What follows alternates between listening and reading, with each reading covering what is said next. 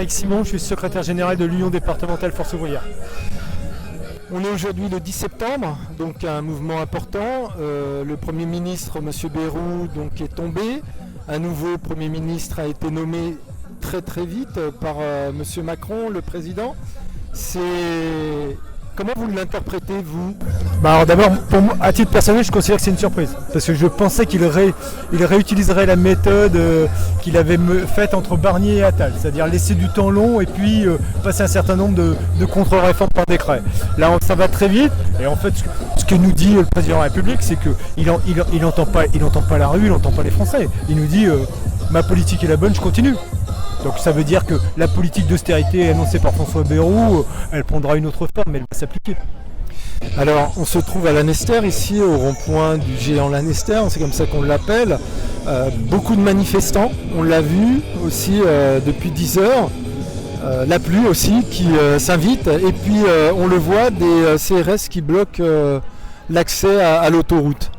Pour quelles raisons, selon vous ? Ils avaient peur que vraiment le blocage s'affirme aussi Probablement, la consigne qu'il leur est donnée, c'est d'empêcher l'accès à la 4 voies et donc pas de blocage routier.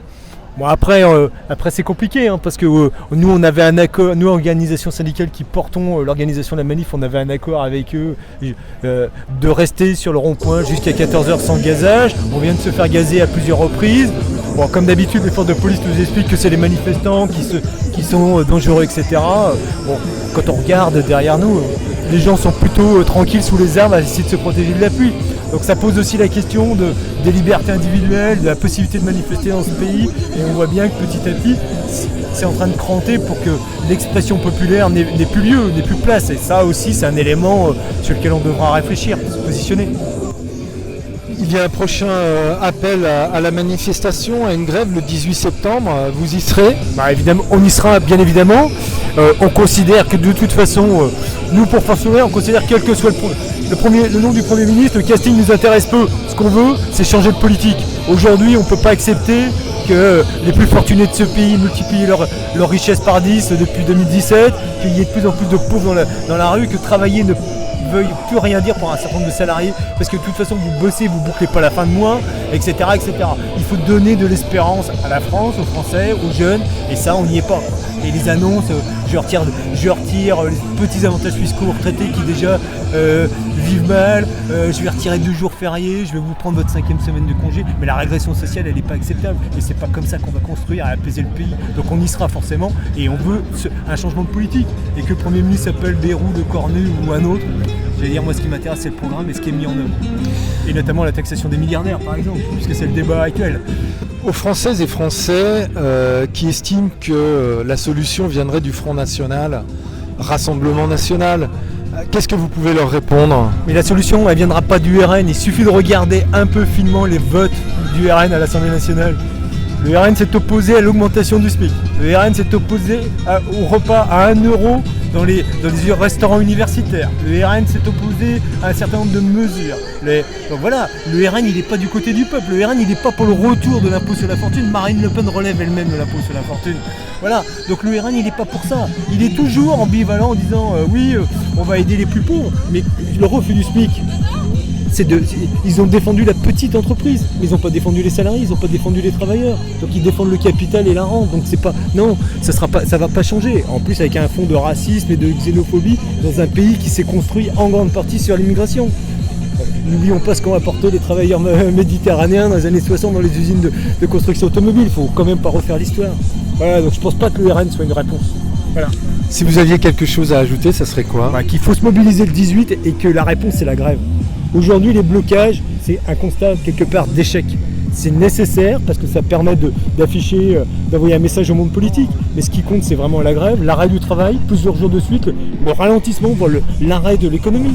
Et à partir de là, le monde politique changera. Le jour où les instituts ouvriront plus les écoles, les parents resteront chez eux pour s'occuper des enfants. Et puis après, ça fait tache d'huile. Petit à petit, on construit un mouvement de fond, qui est un mouvement aussi de discussion citoyenne, comme l'a été un peu mai 68. Et puis après, c'est un retour à la table avec des négociations. Regardez ce qu'ont gagné les Français en mai 68. Merci beaucoup pour GEM Radio. Bonjour Yolande, donc vous venez d'où ? De Languidic. Languidic. On est aujourd'hui au rond-point de l'Annester, donc une journée assez spéciale aujourd'hui, bloquons tout. Quelles sont les raisons de votre présence aujourd'hui ? Très simple, si nous sommes ici aujourd'hui, c'est pour manifester notre mécontentement par rapport à ce qui se passe au niveau du pays.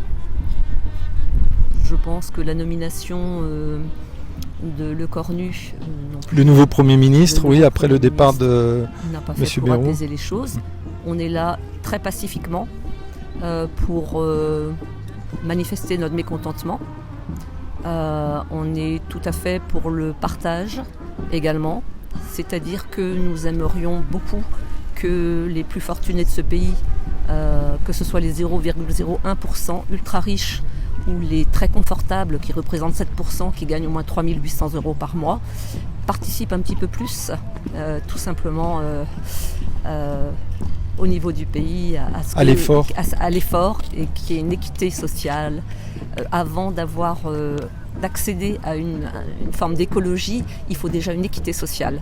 Et voilà, tout simplement. Et on est là très pacifiquement, contrairement à ce que pas mal d'élites, que ce soit les médias, essayent de faire passer le moindre manifestant pour un violent en puissance. C'est tout à fait faux. Voilà. Le 18 septembre, il y a un nouvel appel, vous serez présente ? On va voir comment que ça évolue. Merci beaucoup pour J'aime Radio. De rien. Nous sommes toujours à l'Annester et les groupes se divisent, donnant un peu de difficulté aux forces de l'ordre